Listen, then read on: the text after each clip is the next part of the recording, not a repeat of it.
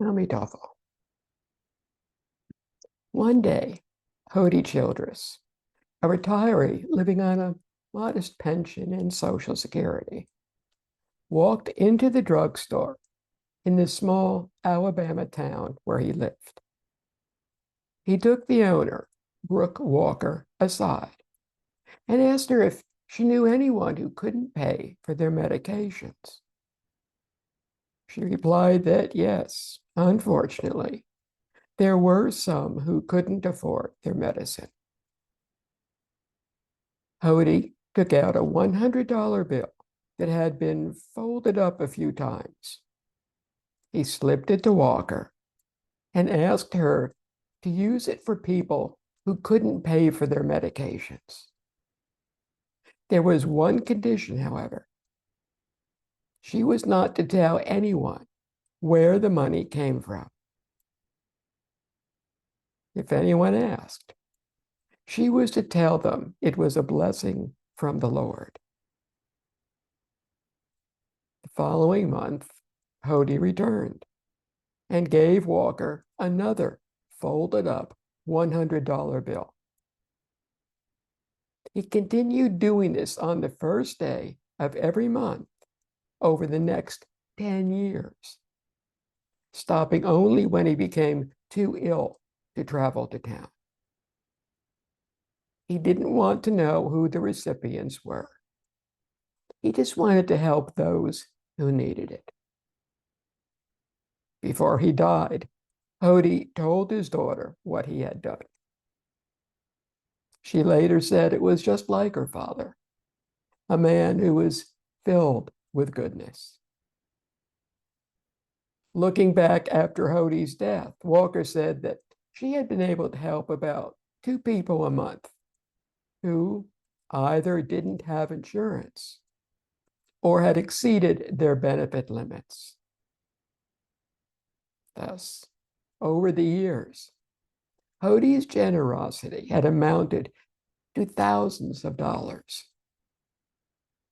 As word of his legacy of kindness spread, people began stopping by the pharmacy to make their own donations. Hody's legacy was growing.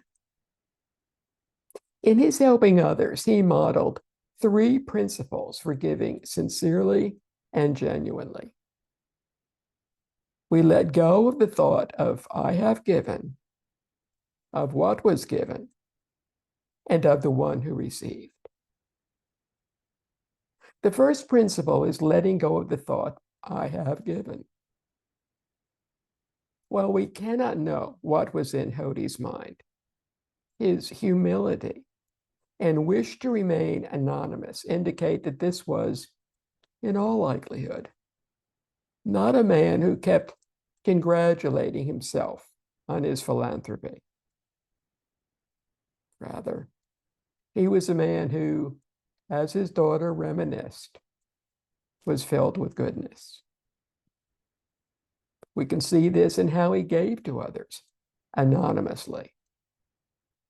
He did not want the recipients to feel embarrassed by their inability to pay a medical bill, or that feeling indebted, they needed to personally thank him. It was only through his daughter's and Walker's disclosures that people even learned of Hody's years of helping others with their medical expenses. Upon learning of the generosity of a man of modest means, others were moved to help in a similar way.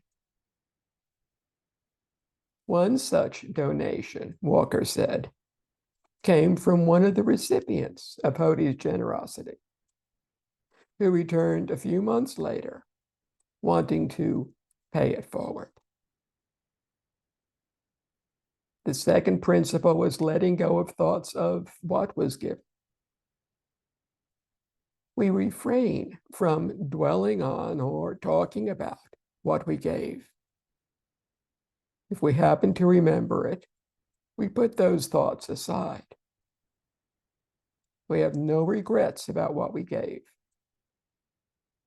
We cannot know if Hody thought about the $100 donations, but his continuing to make them month after month, year after year, speaks of a man who surely did not regret his generosity. The third principle is letting go of the thought of the one who has received. Hody accomplished this by ensuring that he never learned who they were. Thus, there was no one whose presence or mere name could cause him to feel proud of what he was doing. The selfless motivation for giving was to help others, not to gain praise for himself. Letting go of the thought of the one who received is beautifully embodied in the seventh highest of the 8 levels of giving we learn of in Judaism. Giving assistance in such a way that the giver and the recipient are unknown to each other. By not knowing the identity of the giver, there is no one for the recipient to be embarrassed to see, no one to feel beholden to. While the recipient may well feel distressed that they need help, they don't have the added burden of having to express gratitude to an individual, perhaps someone they encounter on a regular basis. Expressing it to an organization or neutral party whose purpose is to provide assistance can feel less awkward. In Hody's situation, it was the pharmacy owner, an impersonal conduit, who only told the recipient their bill was already paid. Generosity is not just about giving wealth or helping others physically. It is the spirit of giving, the heart of selfless kindness. It is a generosity of spirit and emotional generosity of seeing what is needed and finding a way to help meet that need, with no accolades or handshakes ever needed. In Hody's account, we saw how he was moved to help people get needed medication in the face of their financial difficulties. His daughter couldn't say exactly what moved her father to do what he did. But perhaps it went back to the time when her mother was very ill. The medicine was expensive, so maybe that had something to do with it. Whatever the reason, Hody understood the burden of needing medication, but not being able to pay for it. Seeing the need, he decided there was a way he could help. That help continued even after Hody died. Residents of the small town, having learned what he had done, were inspired to take up the financial baton and run with it. They donated to a fund that had been set up in his name at Walker's Pharmacy. People farther afield, reading about Hody in their own local and even national newspapers, began setting up their own funds.